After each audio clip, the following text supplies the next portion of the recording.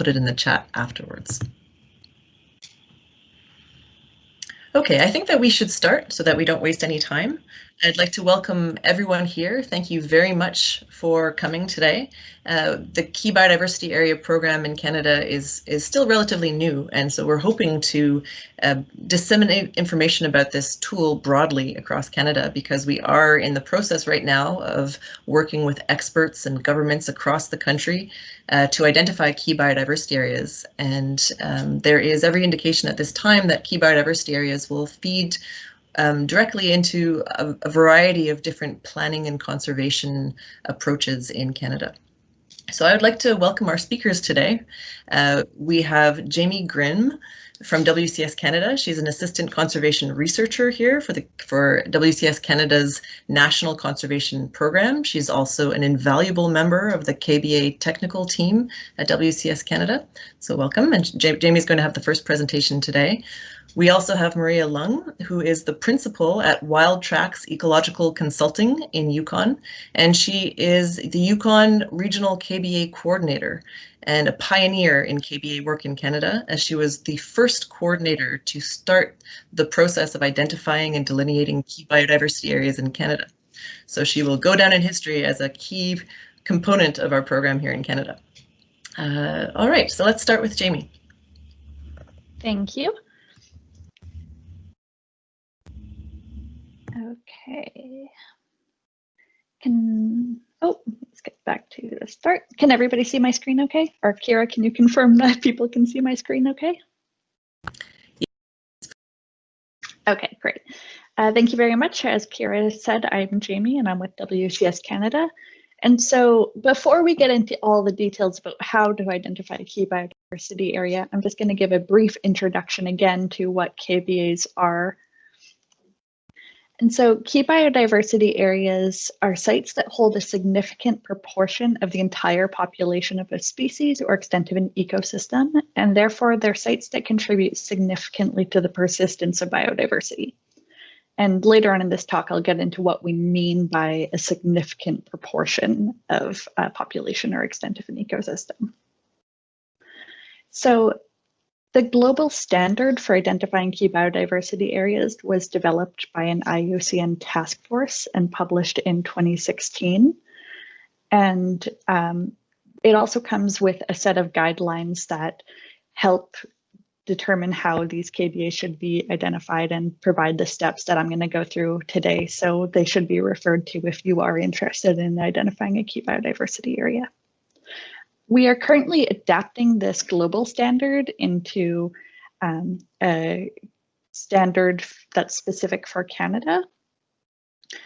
And one of the main differences between the global standard and this national standard for key biodiversity areas is that the national standard will allow us to identify key biodiversity areas for biodiversity that wouldn't necessarily be recognized in the global standard. So these are things like designatable units or infraspecies, species that are at the edge of their ranges in Canada, or species that are designated as threatened in Canada, but not necessarily internationally. And one last thing before we move on and get into the process is that I want to remind everybody, as Kira mentioned earlier, that KBAs are an information layer without specific management prescriptions. So KBAs don't come with any automatic pretense or required actions.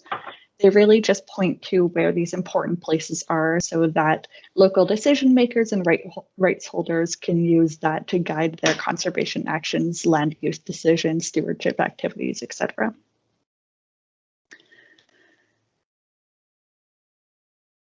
So in order to be identified as a key biodiversity area, a site needs to meet at least one of 5 overarching criteria.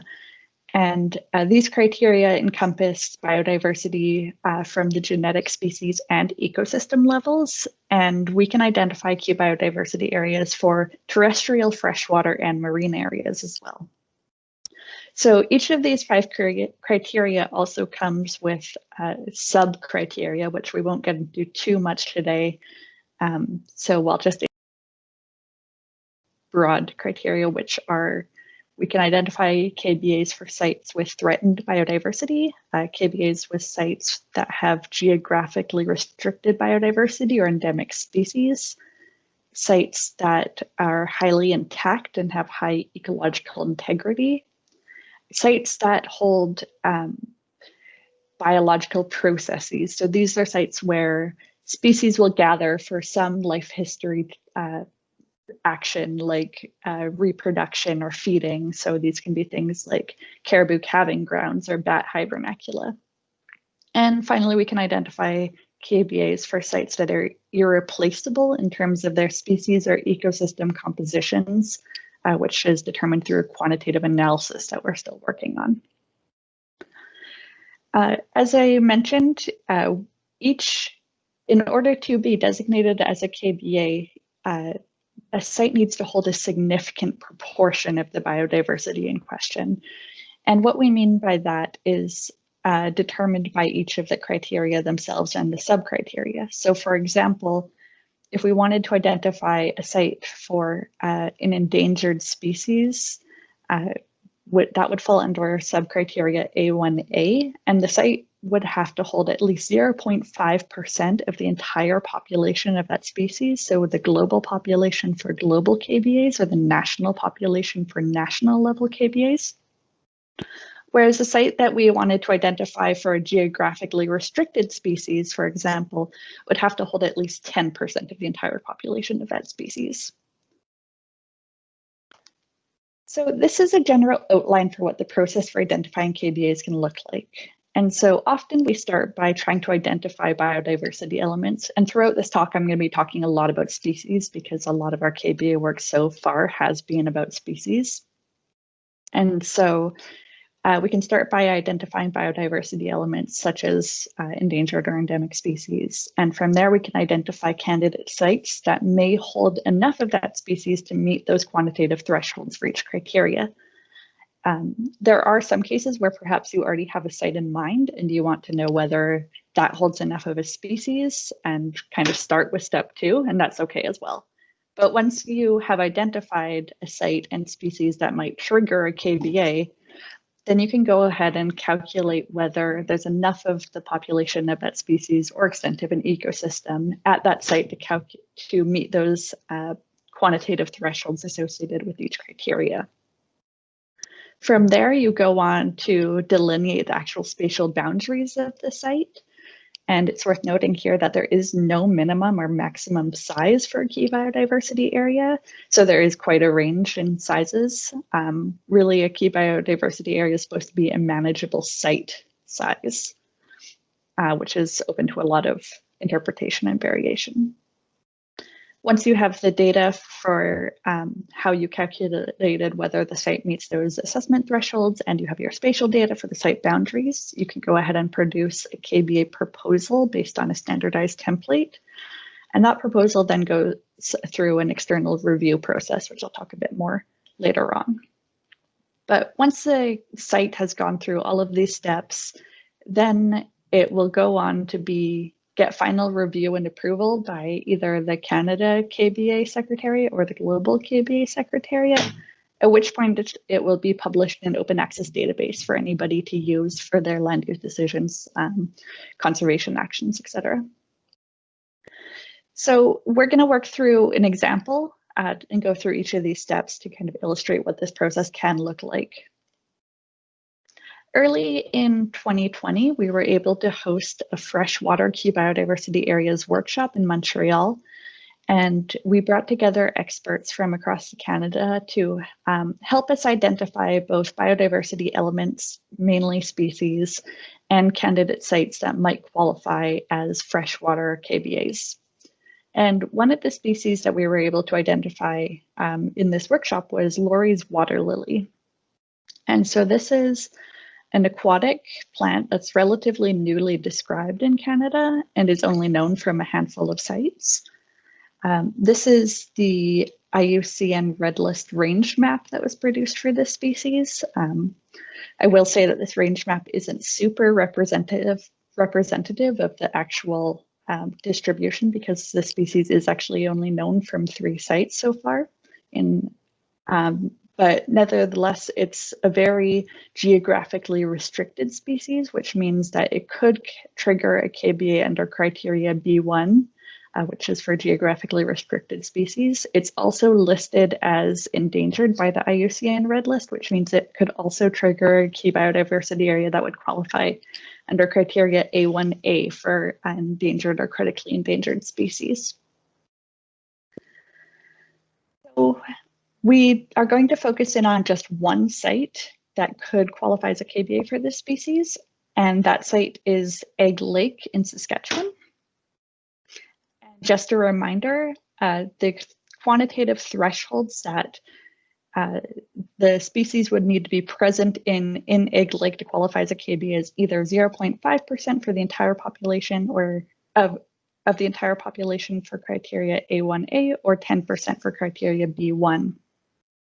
And so in order to determine whether these thresholds are met, we need to have data on both the population of the species in question at the site itself. So we need to know how many of Laurie's water lily are at Egg Lake, and also have information about the entire population size, either globally or nationally, which in this case will be the same value since it is a Canadian endemic. So based on data published in surveys in the primary literature in 2016 and data from the provincial conservation data centers, we know that there's 750 individuals of Laurie's water lily globally. And we know that 200 of those individuals are at Egg Lake. And so Egg Lake holds over 26% of the entire population of Laurie's water lily, and therefore exceeds the thresholds for both criteria A1A and B1. Now, this is a really nice example because it's a situation where we do have data about both the global population sizes and site population sizes and the number of individuals. That's not always going to be the case for KBAs. And so for that reason, the global KBA standard also allows us to infer population sizes from area-based parameters. So to do these threshold calculations, we can also use parameters like a species area of occupancy, extent of occurrence, its range, etc. Though we know that species aren't necessarily distributed evenly throughout a geographic range or their area of occupancy or extent of occurrence. And so for that reason, a lot of the KBA criteria also have a requirement of a minimum number of reproductive units to be present at the site. And so this just confirms that the species is both present at the site and is able to reproduce at the site. And based on our survey data that I mentioned earlier, we do know that there's enough of Laurie's water lily 200 mature individuals to exceed the reproductive unit requirement for both KBA criteria A1A and B1, and therefore Egg Lake does qualify as a KBA under both of these criteria. So the next step then will be to delineate the site boundaries for the KBA. Now, expert input is really, really crucial at this stage. There are some precise guidelines for how delineation should be done, but it's not an exact science. And so boundaries should have an ecological basis. They should either follow like habitat or land cover boundaries or other markers if they're ecologically relevant. So for example, if you have a high elevation species, you might want to use elevation contours to help determine how you should draw the KBA boundary. It can also be really tricky if your site is intersected by roads or other infrastructure. And so in general, it's really useful to make sure you get some input from somebody who either knows the site or species really well and can help you make these decisions about how the boundary should be delineated. As kind of secondary to the ecological considerations of the site, we should also consider things like land management and whether the site we're delineating does count as kind of a manageable unit on its own. So for Egg Lake, based on expert input and spatial data, we decided to delineate the entire lake as the KBA for Laurie's water lily. plus a 30-meter buffer around the entire lake. And so adding a 30-meter buffer has been a standard practice that we've been using for all of our freshwater KBAs so far, and that's to account for imprecisions in the spatial data or changes to water levels over time. So once we have our delineation, we can go ahead and start creating a proposal for each KBA. And so the proposal, as I mentioned, is a standardized template, and it records information about the trigger biodiversity elements that are present at the site, information about the site, its land tenure, any existing conservation approaches, the customary jurisdiction at the site, and any threats to biodiversity at the site. So once we have a draft proposal ready to go, then it must go through an external review process. And that's a process that we're still working on developing and testing in Canada, but it requires a technical review stage by taxonomic and regional experts. And then those experts will tell us whether the data we've been using is appropriate, whether our delineations are appropriate, things like that. And then the proposal will then go on to be reviewed more broadly by governments, NGOs, Indigenous groups, really anybody who has an interest in the site and or could contribute more information or more context to the site itself. As I mentioned before, after the external review process, a KBA must undergo a final review check by the Canadian KBA Secretariat and the Global KBA Secretariat for global level sites. And then they will be added into the Global KBA database, which is, as I mentioned, an open access database that anybody can use to guide conservation or land use decisions. So this is just a screenshot of the Global KBA database dashboard. And most of the KBAs that you see in Canada right now are actually legacy important bird areas that are being assessed right now against KBA criteria. And we are working on developing a national KBA database as well. A few last thoughts. KBAs consolidate existing conservation approaches like IBAs, important bird areas and important plant areas. So as I mentioned, all the important bird areas in Canada are currently being assessed against KBA criteria and will eventually become key biodiversity areas. KBAs must be reassessed every 8 to 12 years using better up-to-date data.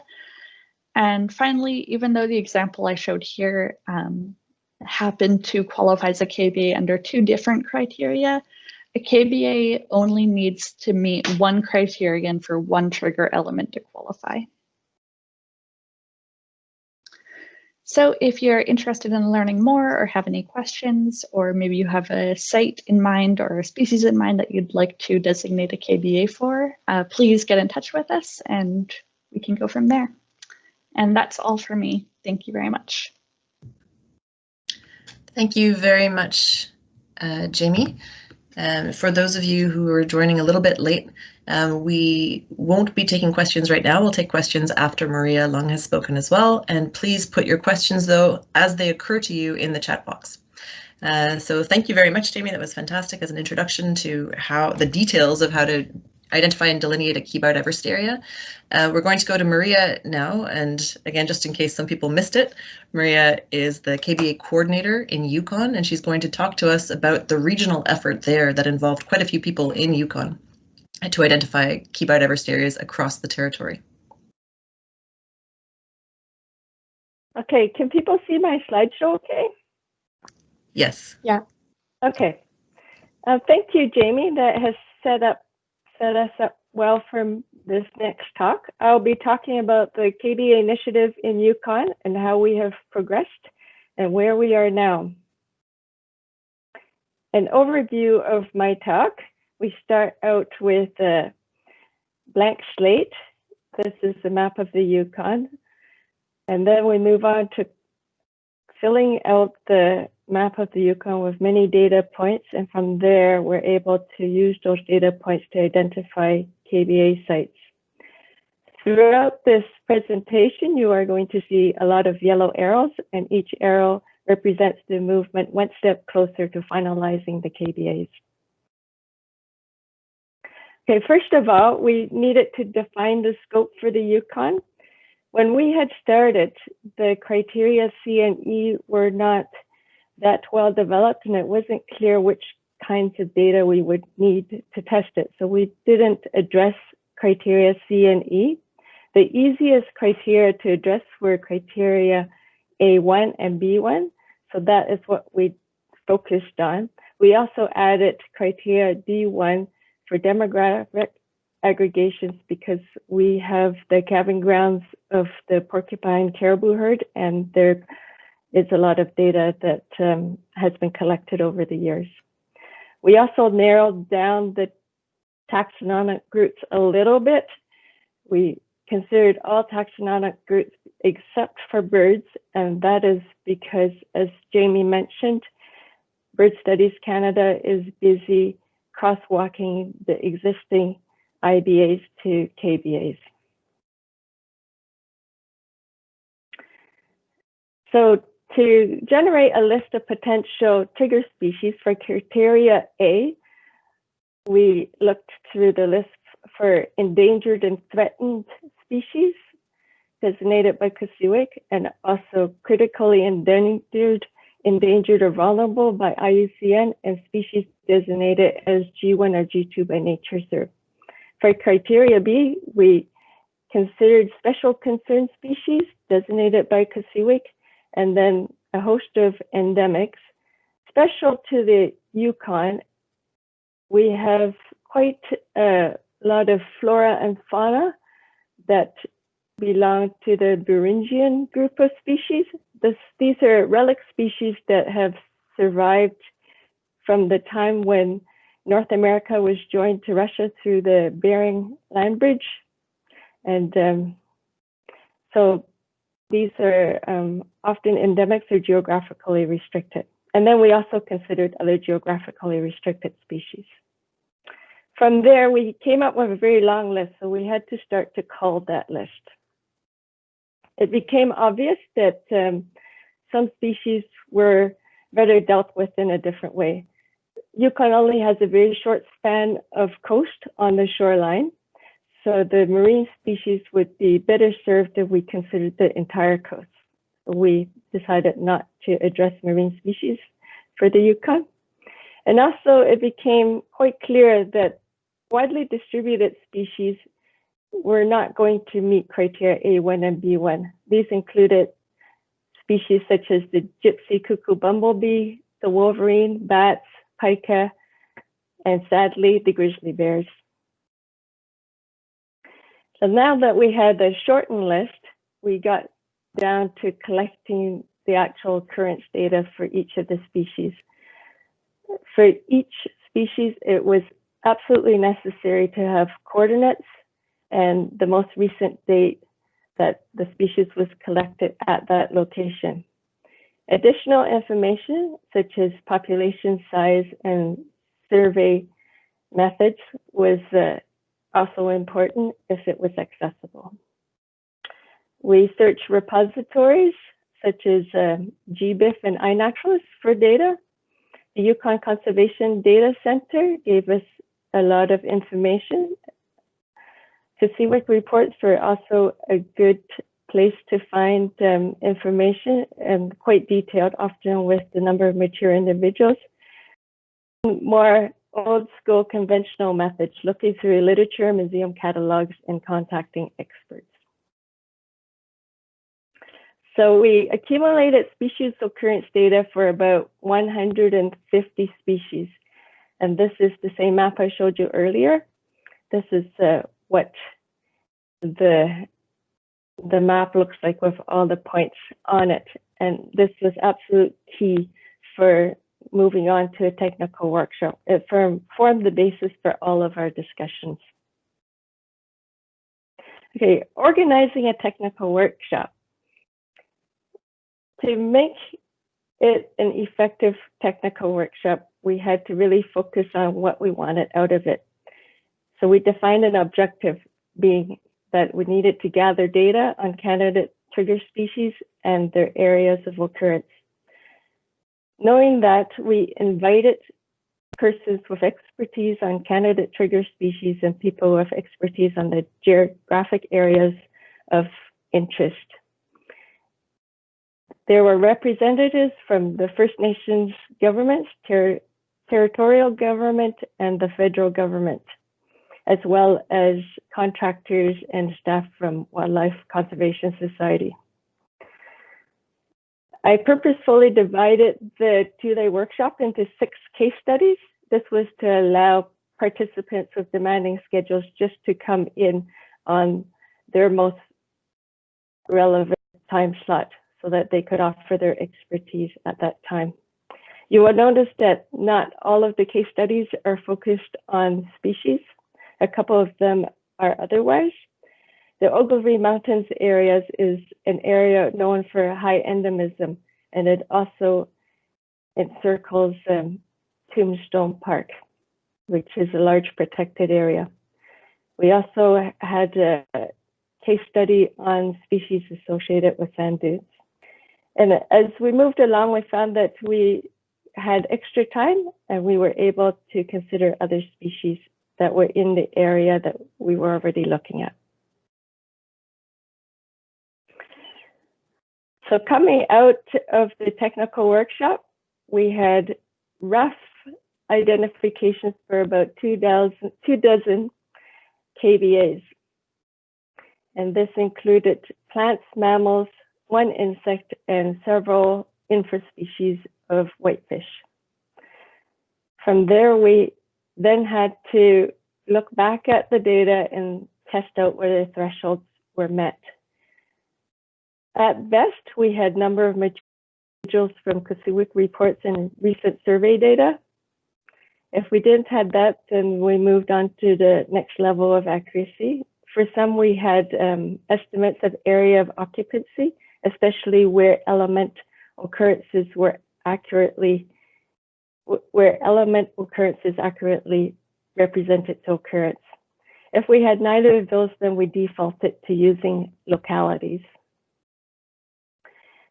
Then we did some delineations, and this is perhaps the most challenging part of identifying the KBA.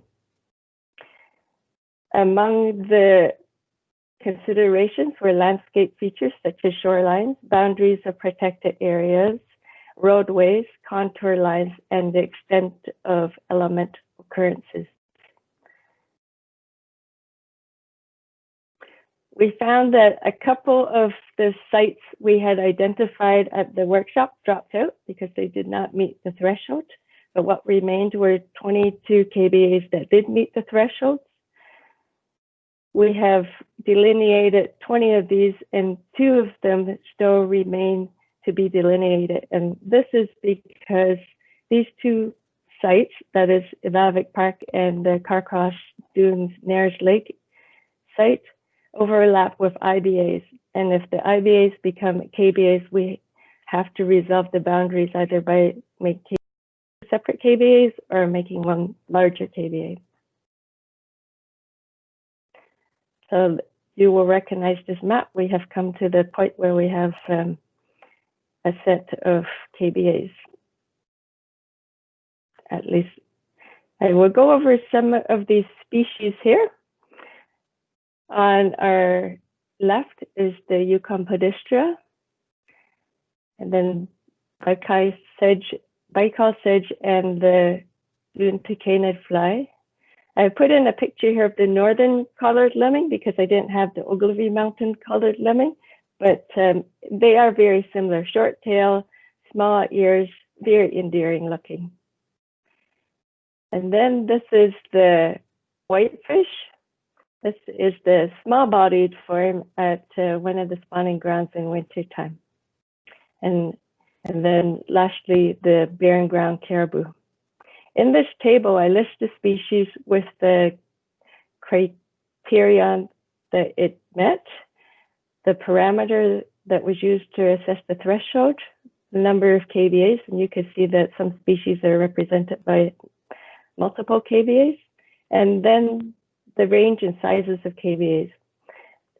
You will note that the KBAs range hugely in size, from 0.01 kilometers square for one of the Yukon Badistra sites to over 10,000 square kilometers for the barren ground caribou, where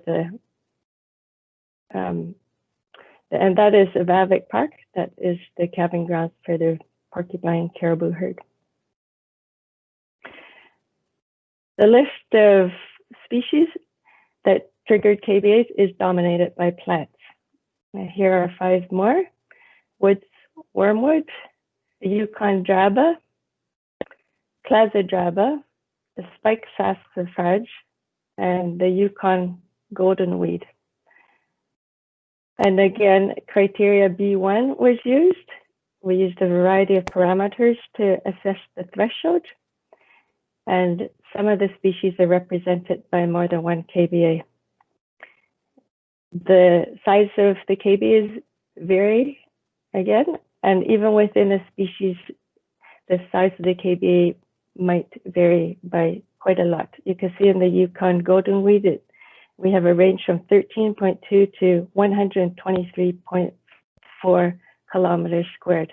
And the larger one had to take in several smaller populations in order to meet the threshold. That explains why that one is so large. So we're not out of the woods yet. Now that we have the draft proposal and nomination forms, they have been summarized and sent out to some of the experts who attended the technical workshop, as well as external reviewers.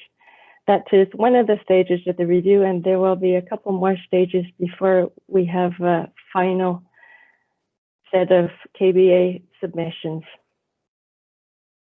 So meanwhile, we have lots of work to do, but at some point they will be finalized, and we will feel some satisfaction. Thank you.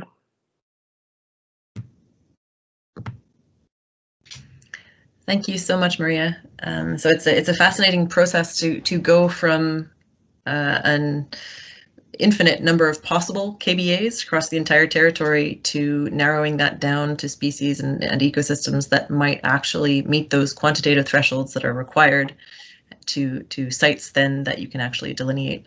And the work, I think you can say, has been a little bit more complex than we even predicted at the beginning. I'd like to ask everyone to submit questions on the chat channel. I know that there are a couple of questions there, and so I will relate them to our speakers.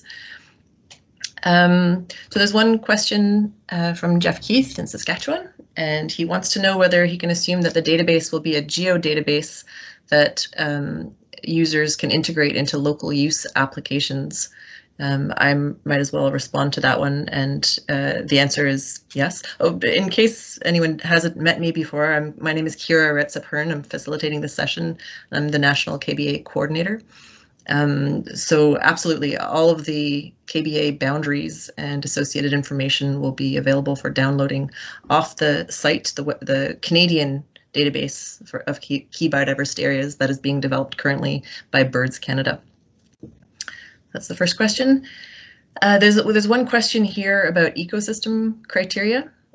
So I'm not sure that our speakers will necessarily be able to answer that one, but actually I wouldn't mind, maybe Maria, you can sort of weigh in on this, because it is similar to a situation that you just mentioned a minute ago about having a larger site that was needed to be able to meet the quantitative thresholds for, I can't remember what plant species it was, but the question from Liv Callow is, we want to propose a KBA based on criteria A2, which is about threatened ecosystems, so not species at this point, and it's focused on alvars in the Bruce Peninsula area. How can we delineate this key biodiversity area, considering the alvar locations are spread out and do not have common boundaries or common management? So would you delineate them as separate areas or gather them within one huge area? Maria, do you want to reflect on that? I can provide some input there too. So if something can be met with a smaller site, that's generally what I have done. And only when it can't meet the threshold, but something is close by, do I start to add other populations? I think that's a reasonable rule of thumb. It's a little bit different from ecosystems, for ecosystems, and ecosystem criteria, we have less experience so far applying those ecosystem criteria, but we have been doing that in the prairie ecosystems. And a challenge is that, yes, you often have fragmented landscapes, and it's not, you don't have movable biodiversity elements, so you don't have species running across different landscapes. You have only the actual alvar ecosystem counts towards it. So you have to decide how much of the non-alvar ecosystem is reasonable to include in a site, and how big does the site have to get to be able to meet the quantitative thresholds. And if you end up having a huge site that is, 30% alvar, you may need to have a discussion about whether, depending on how big that site ends up being, whether that's reasonable to be considered a site, and whether it is capturing the right landscape. So if you're capturing all sorts of urban areas and other types of ecosystems, it may not be appropriate. But I think it's something that requires some discussion, both with the experts in the Canadian KBA Secretariat, with ecosystem experts, and then also sometimes we're going back to the Global Secretariat for input, because this is all quite, especially for those ecosystem criteria. So I will follow up with you about that after this meeting. There's a question here from Liam Reagan. What's the plan and timeline for evaluating existing IBAs for designation as KBAs? Most of that analysis has been conducted. And so at this point, Birds Canada is reaching out to experts across the provinces and territories to review the outputs of those new analyses, where they're basically taking all of their sites and they're applying the KBA criteria instead of the IBA criteria to see if, with new data as well, and then reaching out to experts to see if they have additional data to bring to it, whether the analyses have been correct. I'm not sure when that will be complete. I would say sometime within the next 6 months. And there are some people from Birds Canada on this call. If you want to weigh in on the chat, you can do that. Okay, so I'm going to try to direct some of the questions to the speakers. So if ideally, so there's a question here from Branimir Getvaj. Is critical habitat included in the analysis? So in other words, is there potential not currently utilized habitat being considered? And this could be important with future climate change impacts on suitable habitat. I don't know if either Maria or Jaime wants to answer that one. I can chime in a bit. So, and Kira, please chime in as well. But right now, the way that key biodiversity areas are being delineated is to take into account, specifically for species-based KBAs, is to take into account the areas that the species currently are. It's based on current situations, and part of the climate impacts will be integrated as we're reviewing those KBAs every 10 to 12 years, and delineations might shift with climate change. That being said, critical habitat sometimes is included in our delineations. So there are some sites that we're working on that we are delineating sites based on critical habitat, based on expert input that really is the area that we should be capturing. So some examples for that are things like the Banff spring snails and northern mad tom populations in Ontario are being delineated by their critical habitat. Maria, did you take into account any critical habitat layers? I'm trying to think.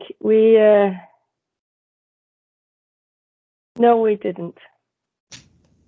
We used some layers called wildlife key areas, and they are somewhat similar to critical habitat. Yeah, I think that data is not always available across the board.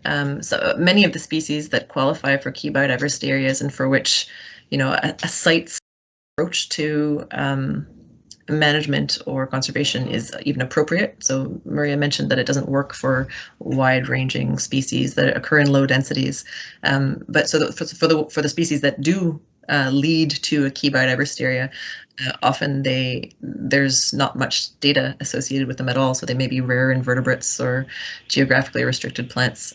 So then we need to concentrate on those for which there is data, and only in some cases is there critical habitat data. Okay, so I'm looking at some other questions. Oh, there's some conversations going on amongst the different participants, so I will encourage that and let them go with that. I have a question for you, Maria, which is what, for in your view, sort of thinking back over the whole exercise, what were the most challenging stages in this work? One of the most challenging is actually whittling down the species to focus on. We had so many different species, but it turns out that many of them had inadequate data for assessing whether they would meet the thresholds. But even getting to that point to find that out is quite challenging. And so many of the species are not well known. Many of the insects, the invertebrates, they're not that well documented. We know that they exist in the Yukon, but trying to find out more than a couple data points is very difficult. Mm-hmm. Okay, I have another question here that either of you can comment on, and I certainly might have a response as well. So thanks for the presentation, first of all. So this is from CM. Chris from Alberta Environment and Parks. Thanks for attending. I am concerned that the way we are defining key biodiversity areas is fairly subjective. It seems very reliant on the opinion of experts and the availability of population data. These data are typically biased towards areas that are accessible. Can you comment on this and on how you'd like to see the KBAs used, given the approach used to define them? Would anyone like to? I can speak to that. In the Yukon, our roads are very limited, and there have been surveys done in remote areas. Some of the KBAs, actually many of the KBAs are based on CSIWIC data. And what has happened since some of those CSIWIC reports is that Canadian Wildlife Service is taking it on their own work plan to go out and have focus surveys on some of these species, so that we actually had survey data post CSIWIC, and often it downgraded the status, but it meant that we had better data. So in the Yukon, I would say, sure, we do have trouble with accessing the remote sites, but I do think that the species that we did use for the assessing KBAs are quite good, and I think that the data are also quite valid. Thanks for that, Maria. I would add, or just that I wouldn't say that it's subjective. In fact, the KBA standard is meant to create a process that is entirely objective, so that a KBA either qualifies or it doesn't, and it doesn't really matter what other people say. If the data is there, it's not. But it is difficult to do a complete survey or exercise to identify all KBAs because of the bias in the work that we do to develop data and in sort of limited access to data or limiting survey effort, for example. So we are only able to identify key biodiversity areas for which data exists, and that's the bias. But the process itself, I'd say, is quite objective. And where the experts come in is not really so much to identify the sites, but it's to help us figure out whether the data that is available is complete or not. So we may have, 4 sites that have been identified for a particular plant. In order to identify a key biodiversity area, you need to know how good the survey effort was. And so how much confidence do you have in your knowledge of the entire distribution of that species? And if you're not confident, then you can't move forward and identify a key biodiversity area for that species. So we are left with, as I mentioned before, many species for which we just don't have enough data to be able to move on. And I think that that's what you're getting at. So one of the things that we could contribute to and I think a lot of this information is known, but we could raise it up, is highlighting species that would qualify for key biodiversity areas, but for which we don't have information or sufficient data, and that just a little bit of investment into surveys or new surveys would go a long way, and we'd then be able to identify key biodiversity areas for those species or ecosystems. So I think there's a lot of potential there for expanding, and this work, we're doing a push for 2 years to identify as many key biodiversity areas as possible, but going onwards for the next several decades, as information becomes available, even in very remote areas, we can continue to identify new key biodiversity areas. Okay, here's a question from, and also Chris from Alberta Environment and Parks. If you're interested in following up on that discussion, we'd be very happy to talk to you about it. So Kelly is asking a question. Speaking of insects, she says, I'm working with a handful of invertebrate species and I'm having difficulty finding areas of occupancy for them. What are some good resources, methods to use to find this information? Maria, do you want to, I know that you went pretty far in trying to find information on some of your species. Yes, I went to some of the public repositories such as GBEF and iNaturalist, Bison. Sometimes you have to dig really deep, go down into the primary literature where the species was first described, and then go to the museums where the specimens are housed, and then from there move towards talking to the curators and finding out who else is interested in those particular taxonomic groups and following up. What I found is that sometimes the species have been, I wouldn't say misidentified, but they have been revisited with taxonomists. So often the specimens might be there, but they will have a different name associated with them. Jaime, do you have anything to add about sources of information? Just to reiterate that, yeah, sometimes you really have to get into the weeds. Usually I will try to start at least with COSEWIC reports or like IUCN Red List reports, but often you do, especially for invertebrate groups, need to get into the primary literature, and I spend a lot of time talking to experts and trying to find either unpublished data or data that's published, but I haven't been able to find, things like that. Thank you. We have time for just a couple more questions. If anyone has questions, please put them into the chat. I have a question for both of you, which is, when it comes to delineation, what are some of the most useful approaches and data sets to use in delineation in order to do it in a consistent way? Well, to delineate, first of all, I see if there are element occurrences, and those can be very good. I'll say can because some of them cannot be that good. And associated with each elemental occurrences, there will be a field called representational accuracy. So if that's low, then it would not be terribly useful, but if it's high or very high, then that is probably the best data that we have. And then from there, then we have used point data as well, but talking to experts in association with the point data is very useful. Mm-hmm. And to add on to that, in addition to any spatial data we have for our species or ecosystem of interest, there's a lot of contextual layers that help a lot with delineation. So I end up using a lot of information about water body layers, usually CanVec, 50K, and protected area layers to see what is around, if the area is already currently protected, if maybe we want to adopt the protected area boundaries as the KBA boundary, which we do in some cases.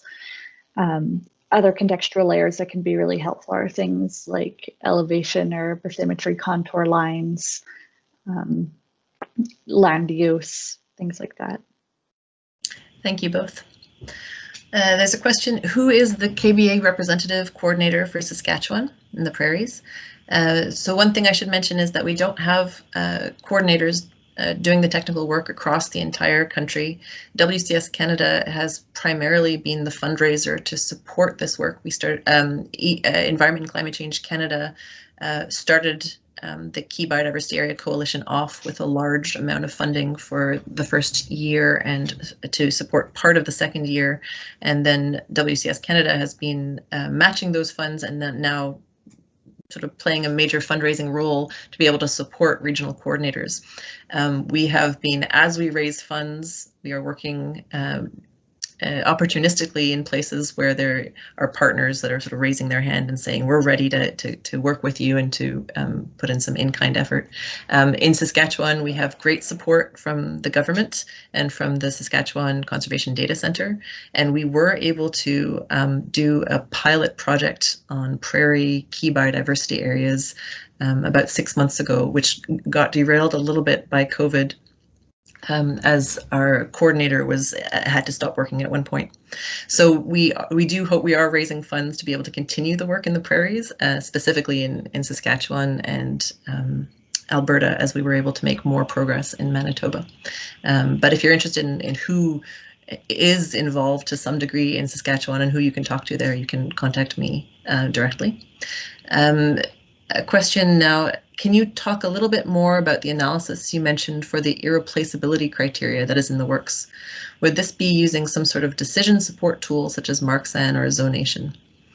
I think unless either of you has a response to that, I might have to answer that one. Which is that, yes, it's very much like a Marxan type tool, except that it hasn't really been tested out very much for different taxa and ecosystem biodiversity components that can qualify for key biodiversity areas. So it is the guidance on how to apply it is currently under development, and more importantly, it's being tested in different systems around the world. We do have one scientist in Canada who's participating in that testing process, and we will know more soon.